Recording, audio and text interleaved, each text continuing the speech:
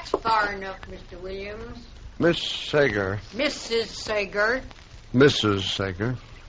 Would you please put that rifle down? I came here without any guns, without any means of force whatsoever. You come here with force. Now, Mrs. Sager... Come here to force me out of my house, off my land. Mrs. Sager, please. Nobody shoves me off of my land, Mr. Williams. Nobody. This land is mine. It's free and clear, every inch of it. I've no doubt... My husband staked this land 25 years ago. He homesteaded it and raised cattle on it every year till he died. Every year till he died, he raised cattle on this land. I have every respect for you. And nobody takes me off this land, Mr. Williams, you or your filthy railroad or anybody else. My husband left me this land, and he said, Libby, this is your land and you keep it. I said, Howard, I swear by everything decent, nobody'll ever take this land away from me. A solemn and a holy oath, Mr. Williams, to a dying man. Mrs. Sager, now, listen to me for just a minute. Well, I know what you're going to say. Just a minute. 1 minute, Mrs. Sager. Said it 100 times if you said it once. Please, Mrs. Sager, just 1 minute. Well, go on, talk then. Talk and get it over with. 1 minute. 1 minute. That's right. I represent the railroad. I know that. And we have reserved from the United States government a right-of-way of land across the United States for our railroad. Transcontinental Railroad, Mrs. Sager, Transcontinental. The United States government... United States government, I heard you. What do you want to do, scare me or something? Transcontinental, it's progress, Mrs. Sager. You can't hold back the time. That's what you always say. You can't hold Your back land. Your land, Mrs. Sager, is directly in the right-of-way. Now, we're willing, more than willing, we're happy to pay you 3 times the worth of this land. I said I wouldn't sell, Mr. Williams. How many times I got to repeat it? It's not a matter of... Mrs. Sager, please, I wish you'd lower that carbine. It's making me nervous. I noticed you shaking. The minute's almost up. The point is, you've got to sell. You're on public land to be reconverted. Now, we sent you a check and a notice to get off the land. No, not us. The United States government. That makes it mandatory, compulsory. It's a free country. Progress, Mrs. Sager, for the common good. It's a free country. I can live where I want, and this is where I'm living. And let me tell you something, Mr. Williams. I'm staying right here. You could have orders from the president. I'm just as good a citizen as he is. Now you just scoot off on this property. I'd hate to have to call the United States Marshal. Now, Mrs. Sager, I don't like to use force when reason will do. Get off this property, Mr. Williams, or I'm going to remember the United States government has a law about trespassing. Did you hear me? Scoot.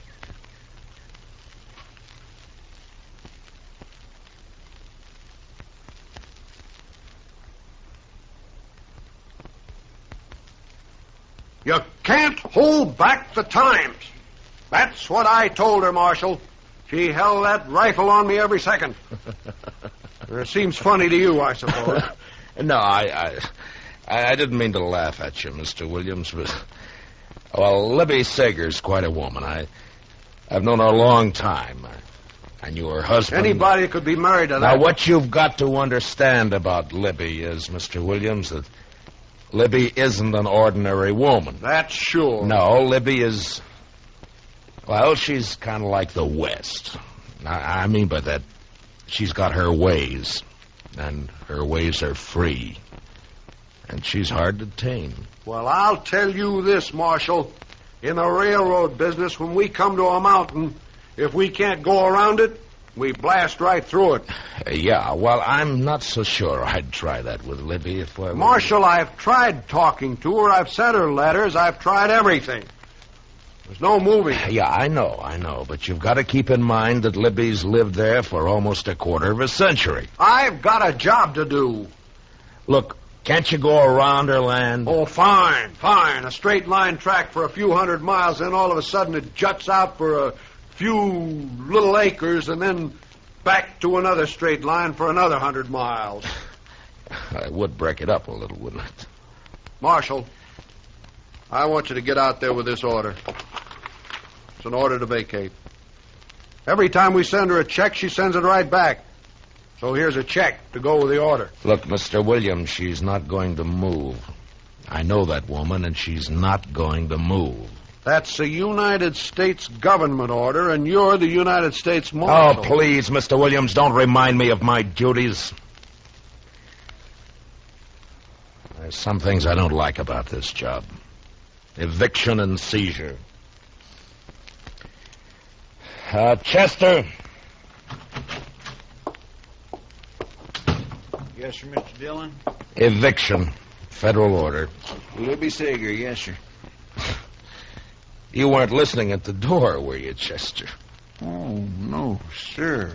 My, absolutely not, Mr. Dillon. It's just I am cursed with wonderful ears. Comes from so many nights out hunting. Why, my whole family got ears. All right, Chester. Mr. Dillon, isn't there some way the railroad can go around that property? I purely hate to see that woman. He's made me a villain when I'm just doing my job. Yeah. All right, Mr. Williams, I guess we all feel a little like that right now. Come on, Chester.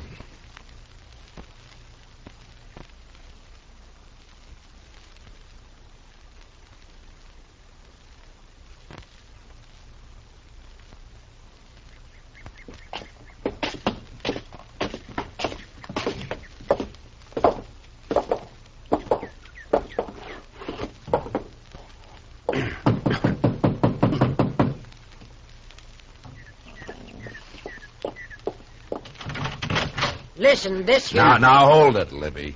Saw you through the curtains. Well, I saw you peeking. Coward little railroad has to bring the marshal. Mr. Williams I asked had me to, Mrs. Sager. I told you before that... Hot-bellied little railroad had to get the marshal. Now, Libby... Libby, I want you to put that carbine down, and I want you to act like a human being. Huh? Don't you start anything with me, that kind of talk now, Matt Dillon. I knew you too long for that kind of talk. Libby, what would Howard have said if he could see you standing there holding a carbine on me? You can say what you got to say right here and right now. Just leave my poor dead husband out of this. You think he'd stand in the way of progress the way you are? Progress? That big, loud, steaming, dirty thing a-howling by, black smoke bringing in the trash from back east? You call that progress? I'll make a deal with you, Libby. You put down your gun, and I'll send Mr. Williams and Chester back to town, huh? I got nothing to say to you, Marshal. Chester? Yes, sir, Mr. Dillon. Here, take my gun, Chester. And this. What are you doing, Mr. Dillon? You took off your star. Take it back to the office with you, and take Mr. Williams with you, too. Libby and I are going to talk. Yes, sir. Come on, Mr. Williams. You can't hold back the times, Mrs. Sager. Get him off here, boy! You better go, Mr. Williams. I'll see you back in town, Marshal.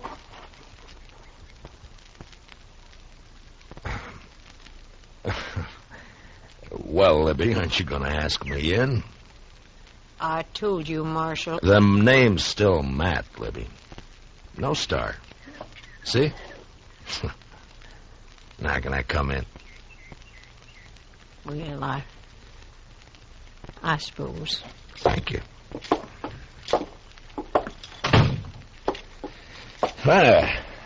Looks just about the same. Yeah, it's going to stay that way. Nothing's going to come steaming through this sitting room. Sit down, Matt. Libby, I'd give anything not to have to give you this order, but... Here. Well, Howard took me out here to this piece of land. He staked it out here because it had a creek for the cattle and some good grassland. We just got married. Took me out here and stood me right about where you're standing now. And he said, Libby, this is ours. Yours and mine. Uh-huh. He built this place, Matt. Every board he split with his own hands. Every board of it, every nail in it. Yeah, I know. You don't know. 3 days and 3 nights, just the two of us, behind that upsot wagon, caught out there in the attack. Oh, they'd have burned the house down. But we held them off.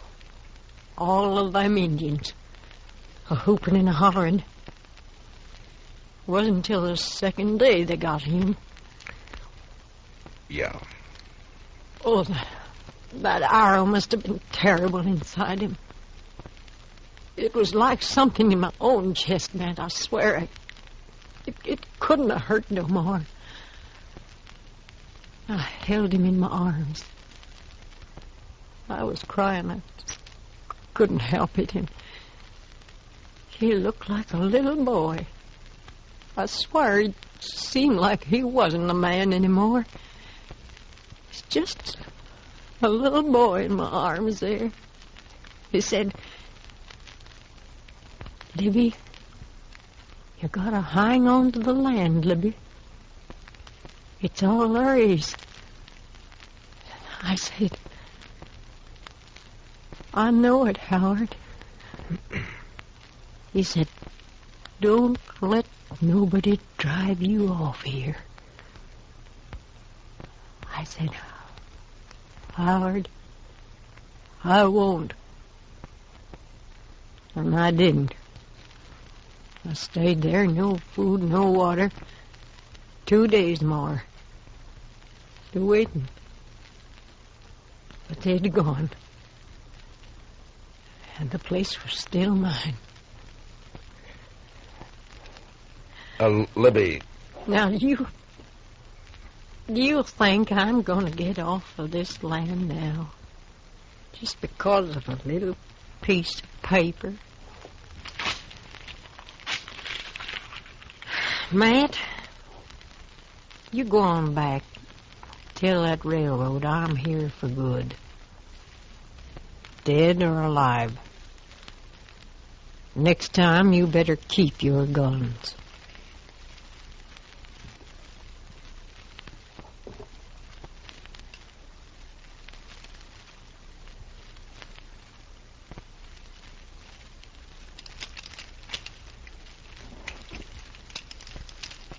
Marshall? What'd she say, Marshall? Talk didn't do any good, did it? I knew it wouldn't. Mr. Williams, you did your job. Now, why don't you go back to the hotel and we'll get in touch with you, huh? Sure.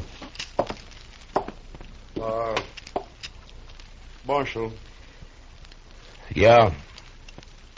You sure you don't need me for anything?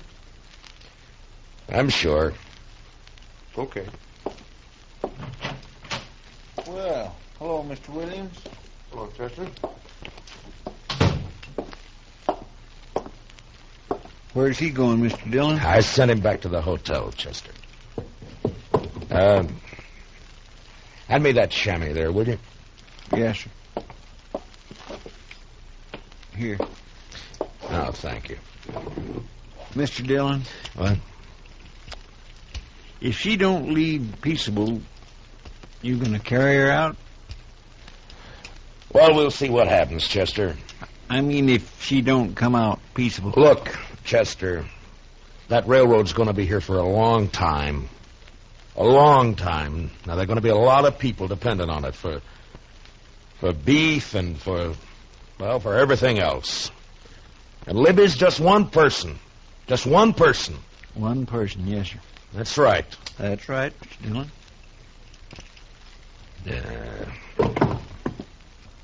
Mr. Dillon, I've never seen you like this before. Chester, I can't do it. All right. You gave her 10 days to give you an answer, Mr. Dillon. And the order come down almost a month ago. You did everything you could, if you asked me. You oughtn't to feel bad. You just got to do it, that's all. Never hurt anybody. Paid all her bills. Now we got to run her off her land. Well, it wasn't nobody's fault that Howard Sager homesteaded on what was going to be a railroad track. Wasn't his fault, nor her fault, nor your fault. Wasn't even the railroad's fault. I know. You're right, Chester. You're right. And Mr. Dillon, she'll have enough money she can live anywhere. Yeah. Yeah, sure. Sure. Anywhere except where she really wants to live. Well, Yeah, I know, Chester. Well, it's almost 10:30. We gave her till noon today.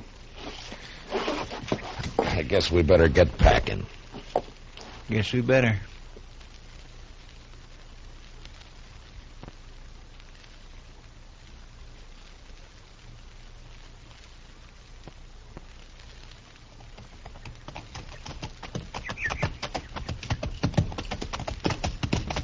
Oh, fella, bro. Oh.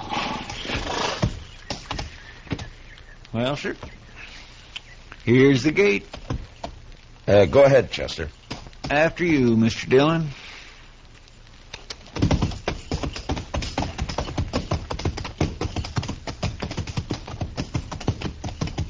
Matt Dillon?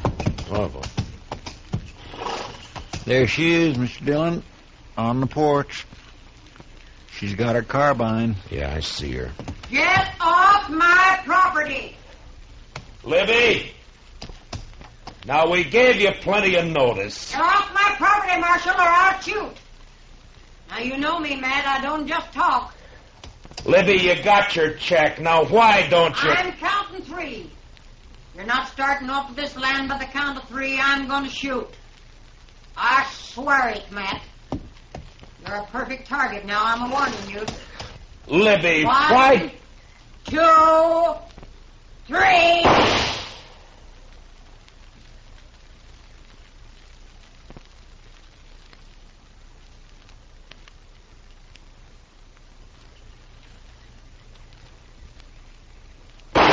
Come on, Mr. Dillon. That big rock over there.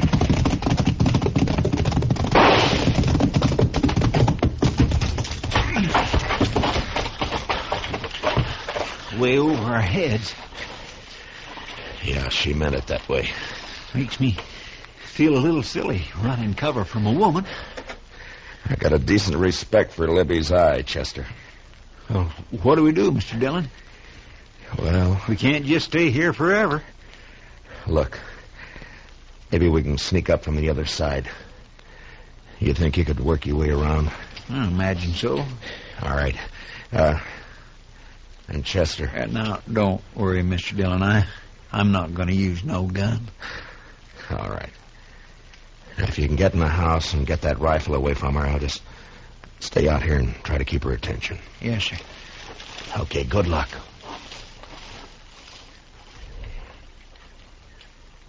Libby! I'm going to shoot to kill, Matt. Next man tries to get me out of here, shoot to kill.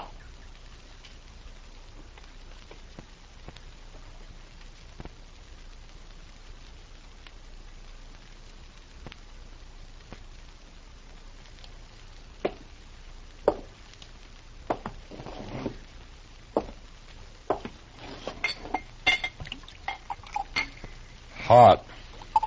That's right, Sam. Here's to you, Williams. Sure. I must be getting drunk. Even this stuff tastes good. Sam, I can't help but admire that woman. But then I'm always the one to boost the underdog. we got to start construction on the 18th to keep the schedule. You haven't even had a chance to start surveying. One woman standing alone against a whole mess of us. Spikes, crew, rail, It's inspiring. ties all creosoted. I'll get bounced, sure. Let me tell you, Williams, she's 1 out of 1,000,000. Quite a woman. Quite a woman. Yeah. I said then, and I say right now, nobody takes that woman off her land alive. Nobody. She's got more real stuff in her than you and me put together. You're drunk. hanging on to the last breath. Why, it's wonderful. Woman like that can't hold back the progress of a whole nation. Absolutely not. Nobody can hold back the time. Time and tide wait for no man. If everybody felt like her, there wouldn't be any railroads. There wouldn't be any progress whatsoever. You need a drink. Maybe I do. Sam? I don't think that marshal's doing a thing out there. Minion of the law. Strikes me as sentimental, that marshal. Oh, I don't know. Point is, there's a job to do. I think we ought to go out there and prod him. Well, you said he told you to stay in the hotel room. I know. No, that's what you said. Well, if you want to go down there, it's fine with me, but that's what you told me he said. Well, how does it look, the railroad representative taking the afternoon off at a time like this, huh?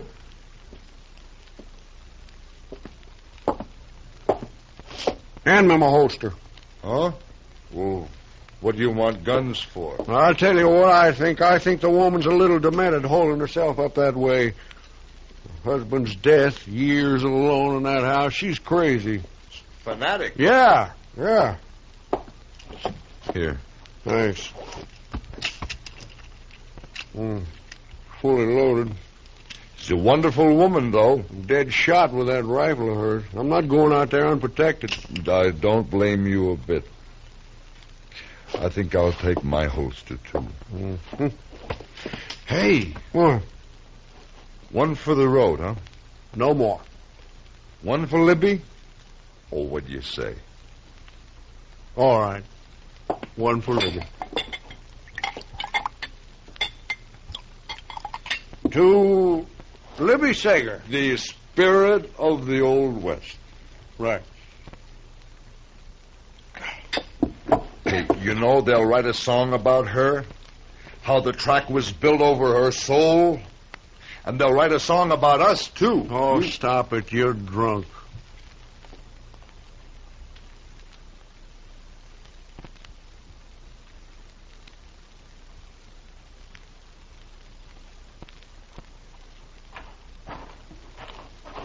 How's it going, Marshal? Didn't I tell you to stay back at the hotel? I brought Sam with me. Thought maybe you could use some help.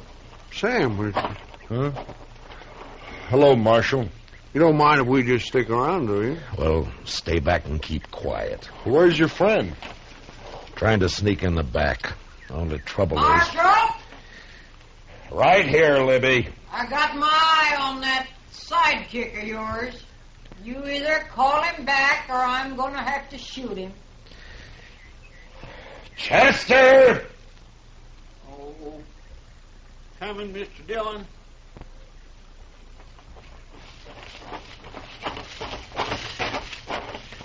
I'm sorry, Mr. Dillon. No, it's all right, Chester. It just didn't work, that's all. I declare I can't figure how she spotted me. You don't know how careful Yeah, I was know. walking. Looks like there's only one thing to do. Let's go in after her. Now you're talking. Fine. Now, you two just stay right where you are, and no guns, you understand? Sure. Libby! Libby, we're coming in! Now put your carbine up, Libby. Come on, Marshal, just come on. I'm ready. Now, let's go, Chester, and stay close to the ground. We can weave over to that rock over there, then behind the barn, maybe. Yeah, that's a good idea. Close, Mr. Dillon. Yeah, all right, run. You all right, Chester? Just scared, that's all. Why, that crazy fool. What's the matter, Mr. Dillon? That surveyor. Sam, leave that rifle alone! I'm just covering for you, Marshal. She hit him, Mr. Dillon. Oh, he's going to shoot back. Sam! Mr. Dillon. He got her, Mr. Dillon. Come on, Chester.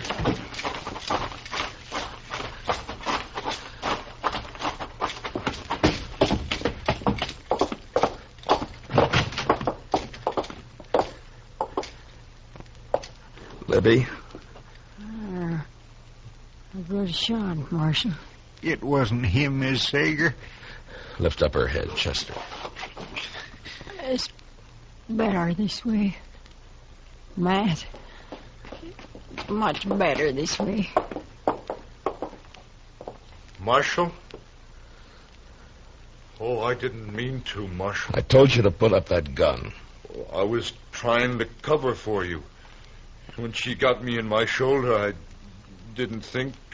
I just... Might. You just lay quiet, Libby. We'll send for the doc. Now you let me be. Say, Matt. Yeah, Libby. Matt, I bet you people don't forget me so easy. They won't, Libby. You know, Matt, I'll bet they'll remember me every time.